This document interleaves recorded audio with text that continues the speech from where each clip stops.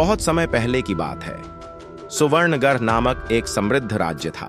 वहां के राजा विक्रम सिंह न्यायप्रिय और वीर थे और उनकी रानी रत्नावती अपार बुद्धिमान और दूरदर्शी थीं। दोनों एक दूसरे पर अटूट विश्वास करते थे, लेकिन राज्य के कुछ मंत्री और बाहरी शत्रु इस विश्वास को तोड़ना चाहते थे। एक रात राजा विक्रम सिंह ने एक अजीब सपना देखा। उन्होंने अपने ही महल में किसी को खंजर से वार करते देखा। सपना इतना वास्तविक था कि वह घबराकर उठ बैठे।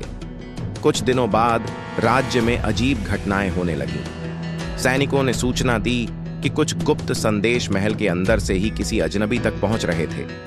एक दिन राजा के सबसे प्रिय सेनापति को किसी ने झर दे दिया। उसके मरने से पहले उसने सिर्फ एक नाम लिया, रत्नावती। यह सुनकर राजा स्तब्ध रह गए। क्या उनकी प्रिय रानी ही विश्वासघात कर रही थी? राजा के मन में शक का बीज बो दिया गया था। उन्होंने बिना रानी को बताए अपनी जासूसी सेना को सक्रिय कर दिया।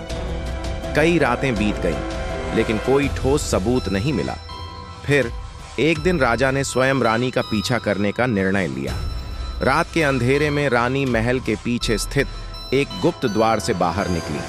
राजा छुपकर उनका पीछा करने लगे। रानी घने जंगल में पहुंची, जहां पहले से कुछ लोग उनका इंतजार कर रहे थे।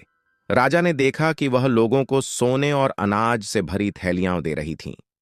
अचानक राजा के सामने सच्चाई स्पष्ट हो गई। रानी गुप्त रूप से गरीबों की मदद कर रही थीं, लेकिन फिर उन्हीं लोगों में से एक ने खंजर निकालकर रानी पर हमला करने की कोशिश की। राजा तुरंत बाहर आए और हमलावर को पकड़ लिया। पूछताछ करने पर पता चला कि वह राज्य का ही एक विश्वासघाती मंत्री था, जो रानी को मारकर राजा के खिलाफ षड्यंत्र रचने वाला था।